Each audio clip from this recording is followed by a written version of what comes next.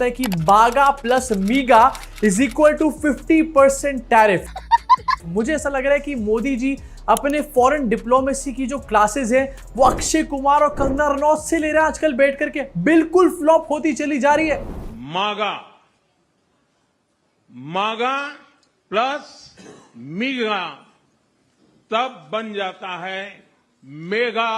अब ट्रंप ने कहा है कि ये तो सिर्फ 8 घंटे की बात है, अभी बहुत सारी और भी चीजें होने वाली हैं, और भी सैंक्शंस होने वाले हैं एंड इसका मैं वीडियो भी आपको आगे चल के दिखाऊंगा। लेकिन उससे पहले जरा मेल्टडाउन आपको यहाँ पर दिखाना चाहता हूँ एंड अपनी एक बेवकूफी को छुपाने के लिए एक नई बेवकूफी यहाँ पर शुरू कर चुके हैं। टाइम्स अलजेब्रा ट्वीट कर रहा है, master stroke, PM Modi to visit China for Shanghai Cooperation Organisation meeting on August 31 and यही चीज मिस्टर सिन्हा भी ट्वीट कर रहा है। As per media reports, PM Modi will visit China. Trump will be even more rattled. इसको ये मास्टर स्ट्रोक दिखा रहे हैं कि मोदी जी चाइना जा रहे हैं और ये ट्रंप को रैटल करने के लिए मोदी जी मास्टर स्ट्रोक यहाँ पर खेल रहे हैं। मतलब ट्रंप की बात को ढकने के लिए लोग चाइना की दोस्ती को मास्टर स्ट्रोक दिखाने का काम कर रहे हैं। मतलब एकदम से क्या हो गया, अभी थोड़े दिन पहले तक चाइना को गालियां दे रहे थे, ये वही चाइना है जिसने पाकिस्तान को ऑपरेशन सिंदूर में थ्रू आउट हेल्प किया था और इसके एविडेंसेस हैं इंडिया के पास। अगर उस चाइना मोदी जी जा रहे हैं तो भैया इसमें खुशी की बात नहीं है, ये बुरी बात है एक्चुअली में। अब ट्रंप का ये कहना है कि 50% सिर्फ झांकी है, अभी तो और भी बहुत सारी चीजें बाकी है एंड आपको ये वीडियो भी एक बार दिखाना चाहता हूँ। Said that there are other countries that are buying Russian oil. It's okay. Like China, for instance, It's buys okay. more. Yeah. Why are you singling India out for these additional It's sanctions? only been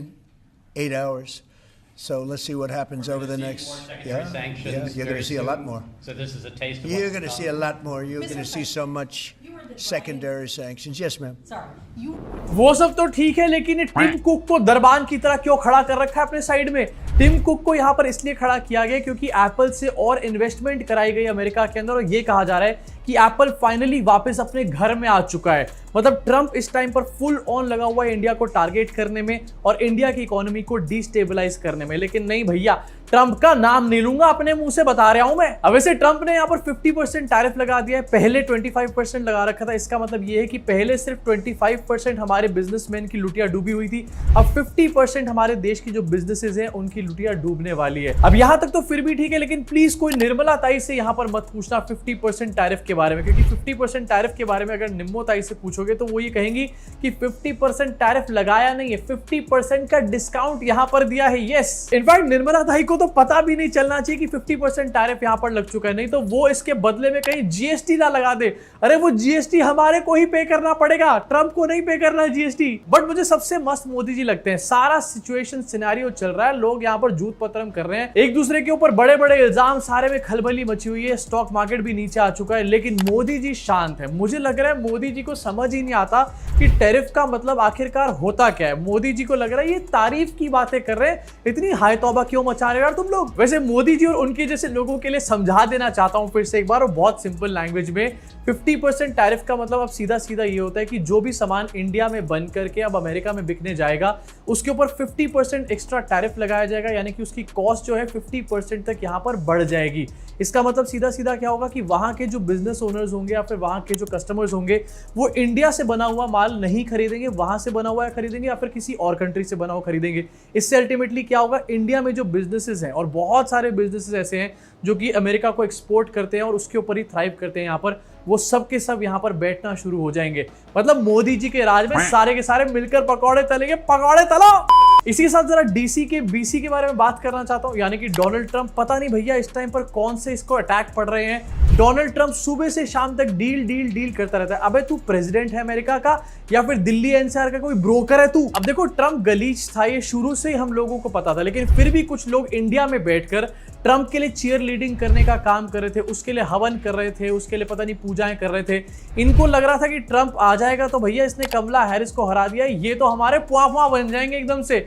लेकिन इन्हीं पापा ने आके इनकी पौपा करके रख दी है। And जब से ट्रंप ने इनकी पौपा करके रखी, अब ये भी सुनने में आ रहा है कि इन्होंने शी जिनपिंग को अपना पापा बनाना शुरू कर दिया है। अबे हर साल तुम लोग अपने पापा ही बदलते रहोगे क्या? मतलब सीरियसली कोई पप्पू ही यहाँ पर होगा जो ट्रंप को अपना यहाँ पर दोस्त मान रहा था। ट्रंप ने यहाँ पर शुरू में बुलाया नहीं अपने इनॉग्रेशन में एंड उसके बाद से भी थ्रू आउट इंडिया के साथ कैसा बर्ताव रखा है। लेकिन नहीं, एक पप्पू था यहाँ पर बैठा हुआ जो अपने आप को ट्रंप का दोस्त मान रहा था। अब देखो, जहां पर टैरिफ की बातें हो रही है और अब तो मोदी जी का भी स्टेटमेंट निकल कर आ गया कि हम अपने किसानों के साथ खिलवाड़ नहीं होने देंगे, हम अपने किसानों के हित के लिए काम करें। बहुत किसानों का हित है, इसलिए फार्मर्स बिल लेकर आए थे बिना ज्यादा वोटिंग के। साथियों, हमारे लिए अपने किसानों का हित सर्वोच्च प्राथमिकता है।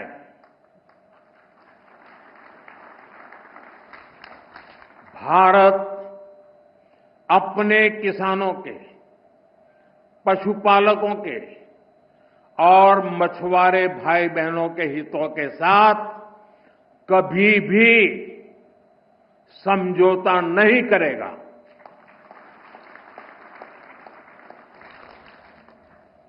और मैं जानता हूं, व्यक्तिगत रूप से मुझे बहुत ट्रंप ने एक और राउंड ऑफ टैरिफ लगा दिया है इंडिया के ऊपर, 25% पेनल्टी लगा दी है इंडिया के ऊपर क्योंकि हम रशियन तेल खरीद रहे हैं। तो इसका मतलब अब हुआ कि इलेक्ट्रॉनिक्स, फार्मा और सेमीकंडक्टर्स छोड़कर 50% टैरिफ देना पड़ेगा हमारे एक्सपोर्ट गुड्स को जो अमेरिका की तरफ जा रहे हैं। लेकिन डोनाल्ड ट्रंप ने यहां एक 15 दिन का विंडो दिया है। यह 15 दिन का विंडो क्यों दिया है? क्योंकि डोनाल्ड ट्रंप कहते हैं कि वो दुनिया के सबसे बेस्ट डील मेकर हैं। Art of making the deal, उनका मतलब बस यही होता है कि लोगों का हाथ पकड़ो, उसको अच्छे से मरोड़ दो जब तक ना वो इंसान आपके डील को मान जाए। यही काम अब वो भारत देश के साथ करने की कोशिश कर रहा है।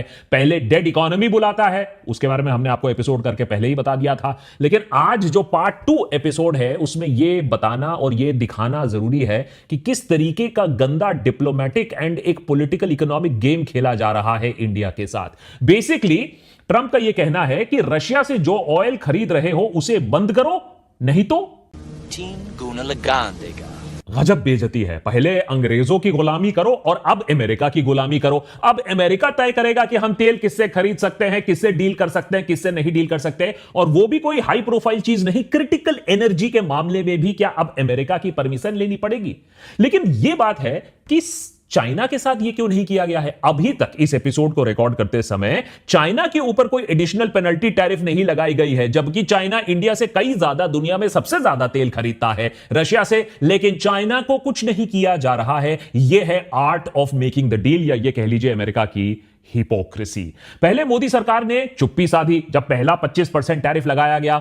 सोचा कि लेजर आइज कोई चमत्कार कर ही देगा, कोई बाइट शाइट मार देगा जिससे पूरा अमेरिका एकदम ध्वस्त हो जाएगा, चुप हो जाएगा। Where was the US in this process? Well, the US was in the United States. I mean, obviously there were लेकिन जब साफ हो गया कि लेजर आइज से कुछ ना होने वाला है, अमेरिका पीछे हटने वाला नहीं है, दूसरे और भी टैरिफ्स लगाने वाला है, तो फिर इंडिया ने भी अच्छा जवाब दिया। देर से दिया लेकिन अच्छा जवाब दिया। अमेरिका को यह दिखाया कि भाई ये बताओ कि तुम तो अभी भी इंडस्ट्रियल इनपुट्स खरीद रहे हो रशिया से। $5 बिलियन का ट्रेड 2024 में किया था, $2.5 बिलियन का ट्रेड 2025 में कर चुके हो। दूसरे देशों को तुम बता रहे हो, हिदायत दे रहे हो और मोरालिटी सिखा रहे हो कि रशिया के साथ डील नहीं करना चाहिए। हिपोक्रेसी की भी सीमा होती है। अब जब इस हिपोक्रेसी के बारे में डोनाल्ड ट्रंप से पूछा गया प्रेस कॉन्फ्रेंस में, तो डोनाल्ड ट्रंप ने कहा कि इसके बारे में मुझे कुछ ठीक से मालूम नहीं है।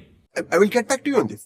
इसीलिए देशभक्त के आज के एपिसोड में समझने की कोशिश करते हैं कि ये डोनाल्ड ट्रंप ने 25% एडिशनल टैरिफ क्यों लगाया है, ये पेनल्टी क्यों लगाई है जब वो खुद रशिया के साथ डील कर रहा है।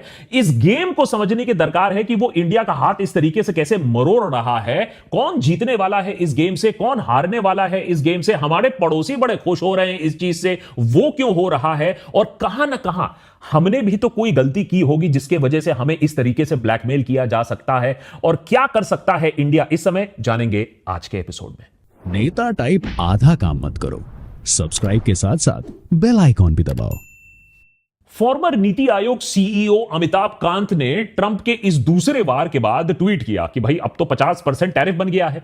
तो उन्होंने ट्वीट करके कहा, Trump has provided us once in a generation opportunity to take the next big leap on reforms, the crisis must be fully utilised. अब लोगों ने इस ट्वीट की हिपोक्रेसी पे कहा कि भाई साहब, नीति आयोग के सीईओ तो आप 2016 से 2022 तक आप थे, 11 साल से मोदी सरकार है, अनडिस्प्यूटेड पॉलिटिकल लीडरशिप थी, 10 साल तो कंप्लीटली अनचैलेंज थी, तब तो कंप्लीट मेजॉरिटी में भी थी। तो उस समय क्या कर रहे थे आप क्या क्राइसिस का इंतजार कर रहे थे अगला रिफॉर्म करने के लिए, अगला लीप लेने के लिए? चलो कम से कम कांत साहब ने एडमिट तो किया कि एक क्राइसिस है।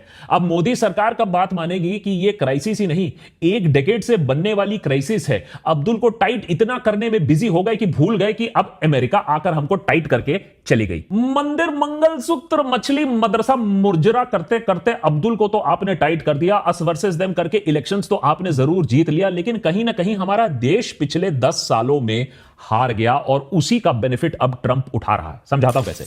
व्हाइट हाउस में एक इवेंट जब हुआ जहां ट्रंप से पूछा गया कि भाई देखिए, इंडिया ये बात कह रही है और सही बात कह रही है कि भाई आप भी तो रशिया के साथ डीलिंग कर रहे हो, चाइना भी तो रशिया का तेल खरीद रहा है।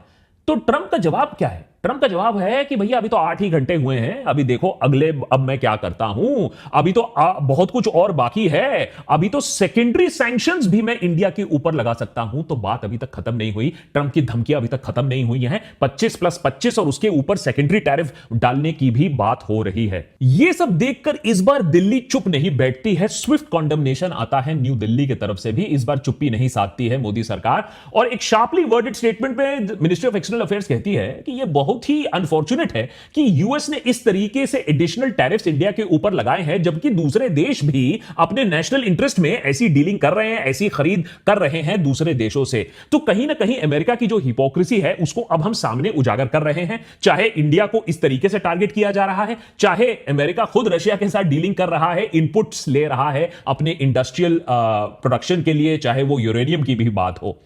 2024 में इंडिया का ट्रेड जो रशिया के साथ था, और टॉन्ट कैसे किया जा सकता है। बात सिर्फ डेड इकोनॉमी की नहीं है, बात है कि इंडिया को किस तरीके से नीचा दिखाने की कोशिश हो रही है कि अमेरिका अब सडनली पाकिस्तान को अपना दोस्त मान रही है। उसी पाकिस्तान से जहां उसामा बिन लादेन मिला था, आज वो पास्ट भुलाकर, टेररिज्म भुलाकर पाकिस्तान से फिर से दोस्ती हो रही है। अमेरिका कह रही है कि अरे पाकिस्तान, तुम हमसे तेल खरीदो, हम तुम्हें तेल के एक्सप्लोरेशन में हेल्प करेंगे। $5 billion deal in oil and gas exploration. वाह, पाकिस्तान में इन्वेस्टमेंट हो रहा है, लोअर टैरिफ लग रहा है, और ट्रंप कह रहा है कि एक दिन पाकिस्तान भी शायद इंडिया को तेल बेचे। ये एक्सीडेंटल स्टेटमेंट्स नहीं है, ये चुभाने के लिए, इंडिया को ह्यूमिलिएट करने के लिए ये सारे स्टेटमेंट्स माने जा रहे हैं। और इंडिया सोच रहा था कि हम न्यूट्रल रहेंगे, लेकिन न्यूट्रल रहने के चक्कर में हमने सारे एलाइज एक एक करके खो दिए, because we never stood for anyone. ना कि रशिया, ना कि ईरान आज हमारे लिए कोई बोलने वाला नहीं है। जब अटैक भी होता है पाकिस्तान का, जब पहलगाम भी होता है, कोई देश आकर यह नहीं बोलता है कि भैया नहीं नहीं, पाकिस्तान ने गलत किया है, इंडिया सही काम कर रहा है। अरे भाई, पाकिस्तान तो आज उल्टा चाइना और अमेरिका दोनों के साथ डिप्लोमेसी खेल रहा है, दोनों के तरफ से मजे लूट रहा है। फॉरेन पॉलिसी फेलियर है, यह बात अब मानेंगे या नहीं मानेंगे? या जयशंकर जी अभी भी रील पर रील और लेजर आइज दिखाते रहेंगे?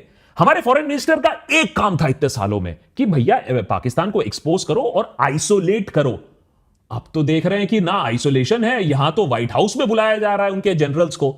और ये भी डोंट बी सरप्राइज्ड कि इस पूरे सैंक्शन के चक्कर में कॉटन, लेदर और स्पोर्ट्स गुड में कहीं पाकिस्तान भी ये डील ट्रेड ना ले जाए, तो उनकी इकोनॉमी अनस्टेबल होगी, लेकिन पोजीशन उन लोग ने अपने आप को बहुत बेहतरीन तरीके से किया। दूसरा, हमारा पहला का दोस्त अब बना दुश्मन बांग्लादेश। ऑलरेडी दुनिया का सेकंड लार्जेस्ट टेक्सटाइल एक्सपोर्टर है, लोअर वेजेस हैं, जीरो टैरिफ है, और अब हमारा लॉस बांग्लादेश का गेन बन सकता है। 6 महीने के अंदर अंदर सारा टेक्सटाइल का बिजनेस बांग्लादेश जा सकता है।